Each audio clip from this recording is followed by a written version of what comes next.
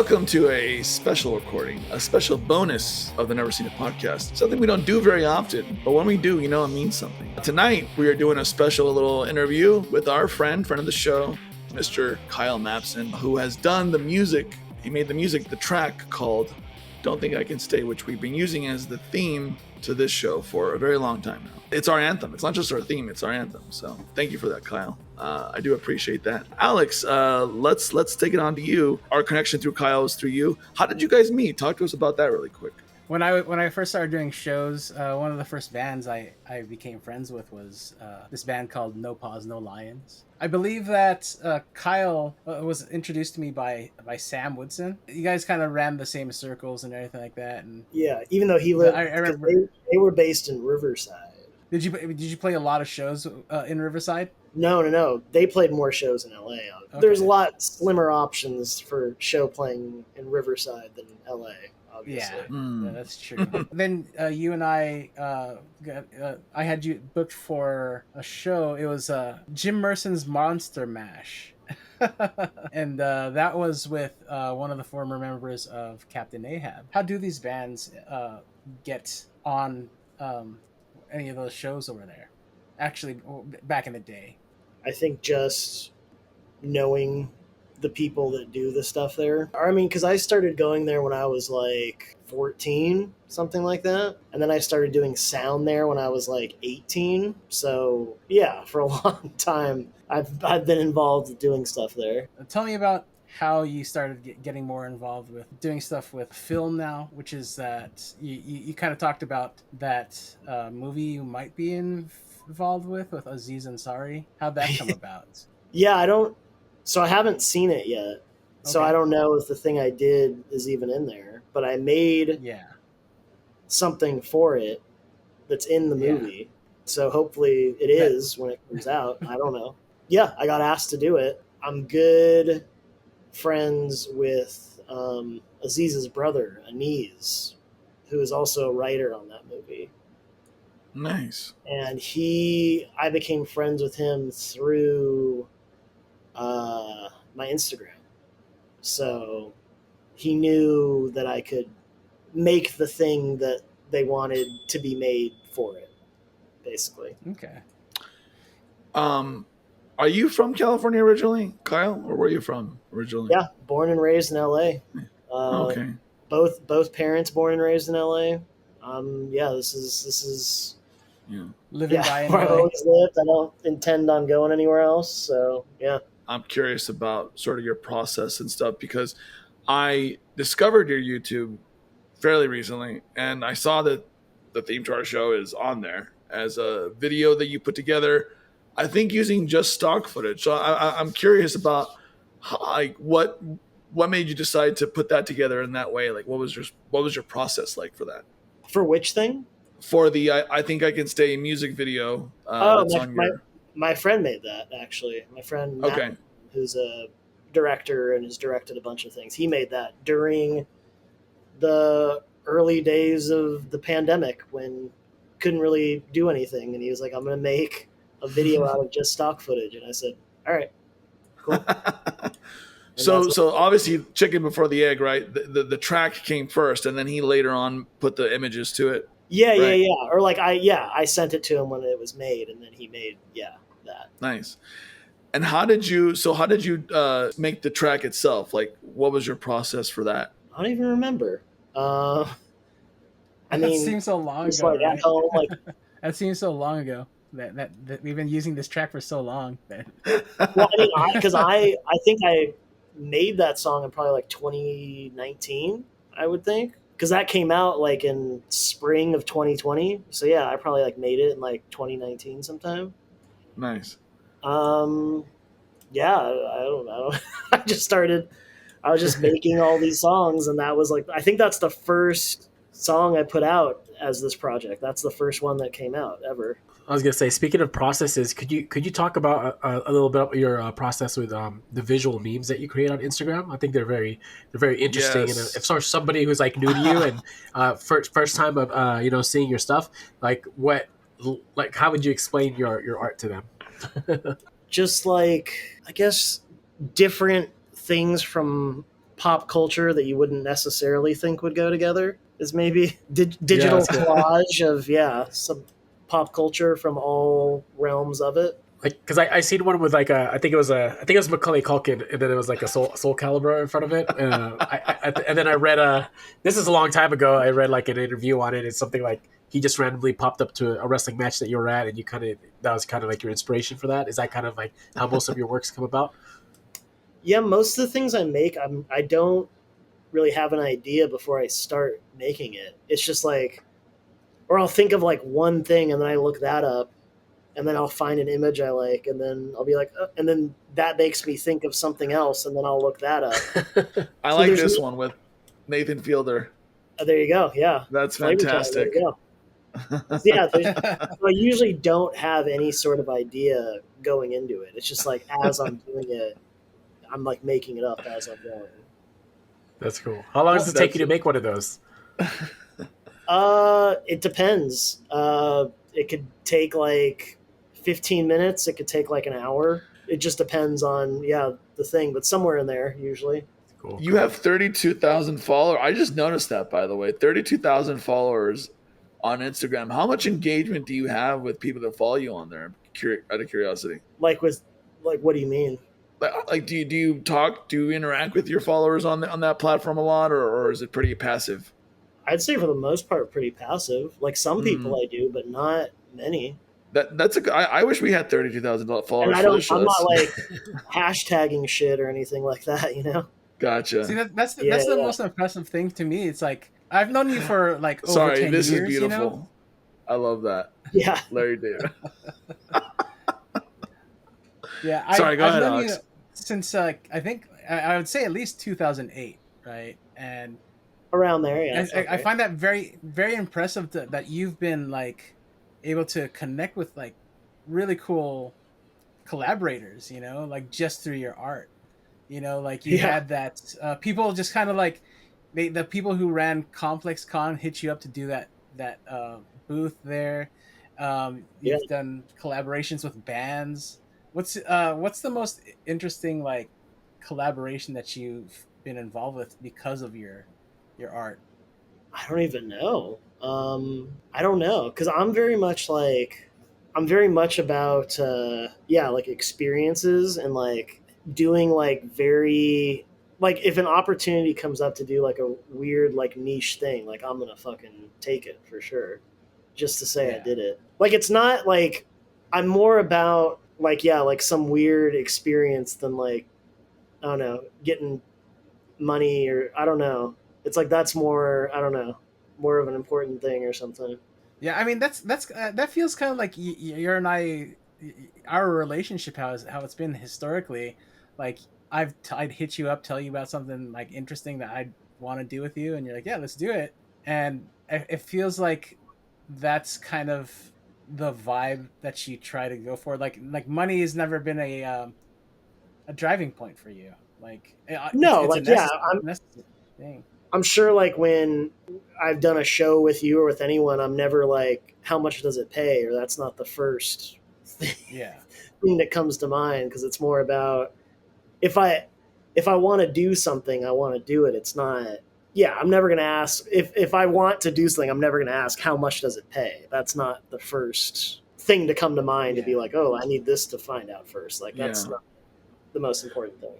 We've talked about that with this show, right? Like, and I tell people all the time, like, I don't do this show because I expect to ever make money off of it. It would be nice if we could eventually, but for me, it's a hobby that I think we all do for just because we're passionate about talking about movies, and it's it's an excuse to hang out virtually and talk movies, right? And kind of yuck around a bit for an hour and a half. Yeah. I think that's a great mindset to have. I feel like people it's always expect you to monetize everything that you are interested in. It's like you don't have to necessarily, No, I feel like that. I mean, that's the whole reason. Like I was like, yeah, let's hang out with Kyle. I haven't talked to Kyle in like at least a couple of years, and like in this kind of form. I mean, the last time we hung out was like here at the mall in San Diego. There's a chance I might be there soon coming up. So. Oh, sick. Yeah. Hit me in up. San Diego. Hit me up. Yeah, Yeah. Hit me And up. I have to say, Kyle, whenever I don't scroll the main Instagram feed when I go on there. I mostly just go through stories here and there. But when I see your post at the top of my feed, I always have to look at it because I always know it's going to make me. It's one of those little things that, like, if you're having a bad day and I see something like that, it brings up the mood a little bit for me. So I have to thank you personally.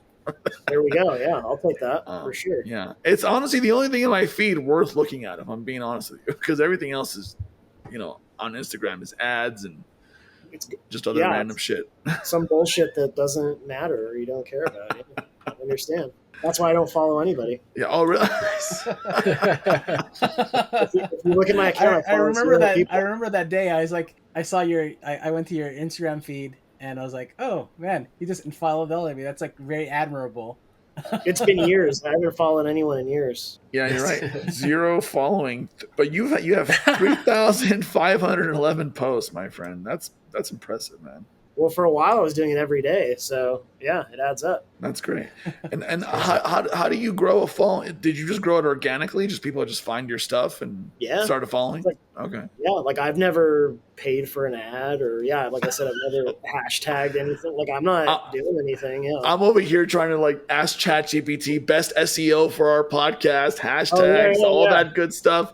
And we have 100 followers on TikTok, 200 something on Instagram, 20 on YouTube, and I'm like, I need more, damn it. What's the secret sauce? So yeah, I don't actually know. I have no idea. Oh, that's so interesting. Well, here's the thing I learned was don't buy shit, just be charming. And I feel like that kind of fits Kyle's mold. Like Kyle has always been a very charming guy. And you know what I mean? I've heard people talk about you, and it's always been I've never seen Kyle mad. He's always been a very happy guy. He's always very approachable. You've always, how do you do that? Nobody has a bad thing to say about you. I mean haters they kind of there's this one guy who was telling me I saw on his Instagram, he reposted one of your things, he showed a meme. He's like, how is this comedy? I remember something you said is that, and it was something completely separate from what this conversation was, but I think you said that it's not meant to be a joke. Your art's not meant to be a joke. It's actually art. What's funny? There's no, I'm not putting a text or a punchline or anything. So it's open interpretation, whatever you think. Yeah, I don't care. That's the point of art, right? Yeah. It's whatever it invokes in you. That's it. Exactly. Whatever you I want like that mindset. Hey, I'm just curious. You do a lot of stuff. You have your hands in a lot of things, right? You DJ, you make art, and do music. But how do you structure your day? It's just so many different artistic things. I wonder, how do you decide what gets loved that day, or what are you going to be working on? Do you structure it a certain way, or you just kind of go with it? Kind of go with it. I've never had a 9-to-5 job in my entire life, and or any. You're not missing much. Yeah, I don't think. I feel like it's too late to start now, so I'm so I've never had some work schedule to myself of this, I got to get this done in this time or anything like that. So it's very just loose and going with the flow, I guess. Yeah, I have a 9-to-5, and as grateful as I am to be gainfully employed, it's hard to be a creative person and have an office job, because you're not supposed to be creative in that type of an environment. You're just not. I'm sorry. People will say, "Oh, but you can." No. I can't. That's why I love doing this show. This is an escape for me. Outside of reading and doom scrolling, this is the best form of escapism for me. Because man, you're really not missing much in the corporate world, if you will. Definitely not. You mentioned earlier, the weirder the project, the better for you. I was just wondering if you've ever, been proposed a project that kind of scared you, or you're kind of intimidated by it, because it seems like you're pretty much open for anything. Not that I could think of, but I think in general, when I have something coming up that I know I have to do, I'm real stressed about it leading up to it, no matter what it is. Sure. So I guess everything in that sense, but there hasn't been anything where it's oh, that's too stupid or too goofy that I can think of offhand. I like the the idea of the Tao of Mabson. You know, like you just kind of do things as you go. You take it as they come, and like I've almost tried to model the way I do things like you. But I also have this kind of weird back in the day structured. Like I used to work at the 9 to 5, so that I have that upbringing. But then like I love how you say you've never had a 9 to 5, but you've been able to make it. And it kind of like the kinds of sacrifices you've had to make to in order to do this, like to forego. Not saying you have this extravagant life, but like you definitely have been able to live the life that you want. Have you ever been like had that desire to ever I want to just be a normal guy, you know? No. It's like definitely like there's been times when it's been like I've like worried like month to month about like rent or something like that. And it's like, oh, am I gonna make rent? Am I gonna be able to pay for this and blah blah blah? But it's like, oh, it always works out. It's always fine. I've never, been in a situation where I wasn't okay. And it's like, obviously, like there's been, when you're like freelance and you're kind of going month to month, there's like there's months that are shittier than others, but then there's ones that are way better than others. It evens out. And I don't think, it would be tough to just like, have like a office that I went to like every day for 8 hours and like was just like in the schedule of doing that. I don't remember the last time I woke up before 9:30 in the morning. I am jealous of you. Do you have kids? No. Oh, okay, yeah. Don't have kids. That'll upend your entire sleep schedule. Of course, no, none of that. So I don't have to worry about that. I like to live by the coda that Kevin Smith has said, which is surround yourself by people who say, why not? Like if you want to do something, surrounding yourself with people like, yeah, sure, why not? Let's do it. And that's worked out pretty good for me so far. I was on a little film project just the other day with a friend of mine. He's like, I want you to play this part. You don't really have any lines. You're just playing like a dirty hobo type. I'm like, yeah, fuck it, let's do it. We've been podcasting together, Alex and I, at least for what, well over 10 years at this point, Alex, right? Something like that. Yeah, at least since 2012. And we're still here. We're still doing it. I think it's been a fun ride being able to meet people like Kyle and other people that we've had on the show. Like I would never meet anybody other. I don't leave the house, so it's like I'm never gonna meet anybody if I don't get them on the show somehow. I feel like that's it's hard for people to let go of like certain comforts. Are there any comforts that you feel like you've had to let go of just in order to say yes to a lot of the stuff that you want to do? Probably not, because I never had them to begin with, so I don't know what I'm missing. That's fair.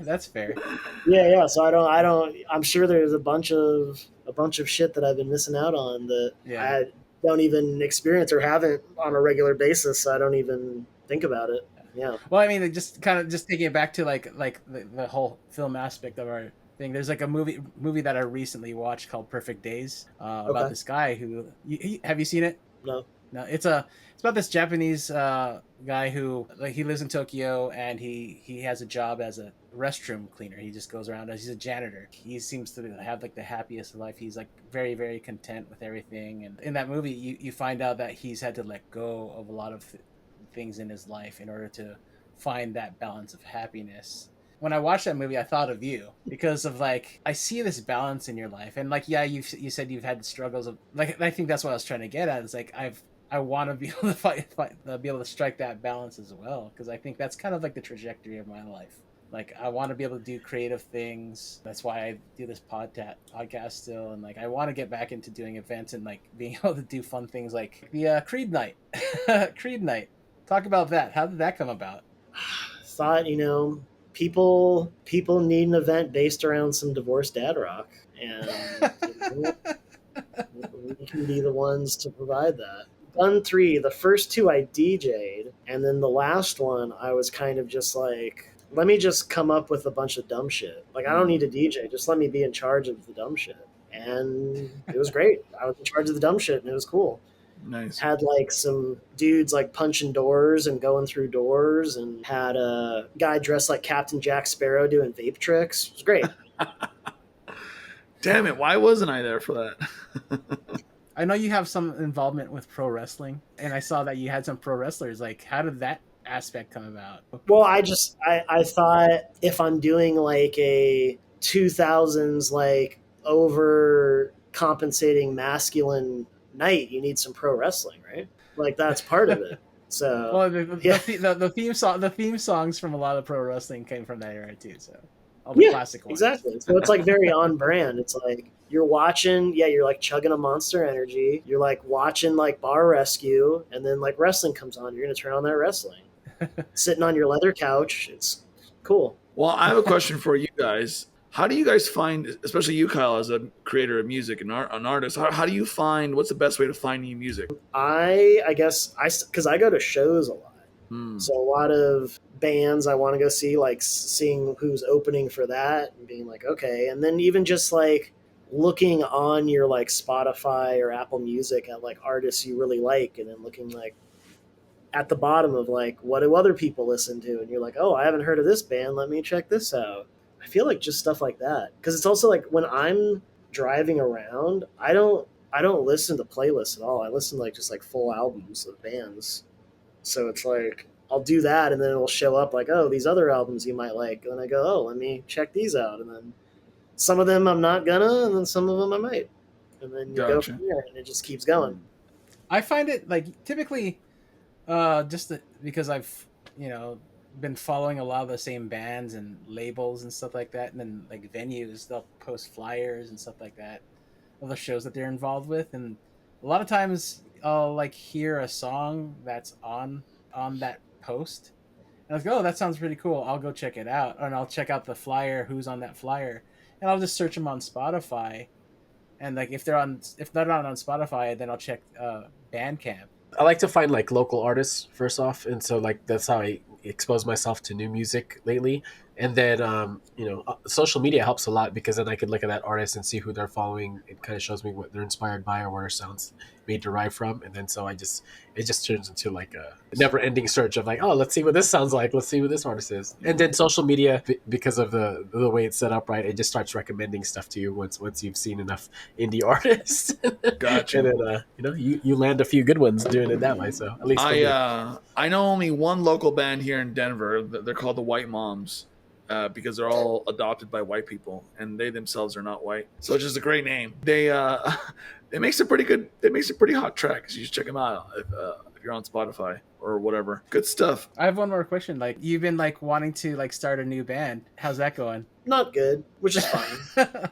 People are very flaky, which is that's how it goes. It's fine. Why do you think that is? By the way, you think just flaky in the music scene or flaky in general? In general. It's also like people, as we get older, have a lot of ideas of what they want to do, but then when the time comes, it's like, well, actually, I got all this other stuff to do. That's why I think it's important to surround yourself by people who say, why not? I'm very much like a person, like, if I say I'm doing something, like, I'm doing it no matter what. Like, if I told you I'm doing it, I'm fucking doing it, no matter what is going on. Yeah. So it is like hard for me to grasp when people just like bail or ghost, and it's like, okay, what the fuck is this? I think that's the way people should live their lives, But I like take it to like the point where it's like a detriment to me, where it's like if I'm not like feeling good or like I worked all day, but I said I'm doing it, so I have to do it. So it's not great. But yeah, but I'm very much like that. So when people are the opposite, I'm like, all right, I got no time for this. What's the new saying? Lock in. You gotta lock in. Oh yeah, exactly. Lock in. Let's go. Lock in. Lock in every day. Hey, Donnie mentioned a book earlier. Do you want to plug your book or tell us what that's about? Tell us where we can find it, or any other projects you may have. Oh, that was me. Oh, I don't think you can find Alex. it anymore. Yeah, I don't think those are gone. Well, what is it? I'm curious. It's a book of your art, or yeah, from like shit. When does it have the year on that? I know I picked it up in person. It was when Nathan from Waves had that shop down in Chinatown. Yeah. Mm-hmm. That's where I picked it up. It was before the pandemic for sure. Of course, that's what I'm saying. That's probably like 8 years ago or something is when I made it. It might not. There might not be a year on there, but yeah, it's been over 6. I'll say that. So I don't think those are around anymore. 2019. There you go. 6 years.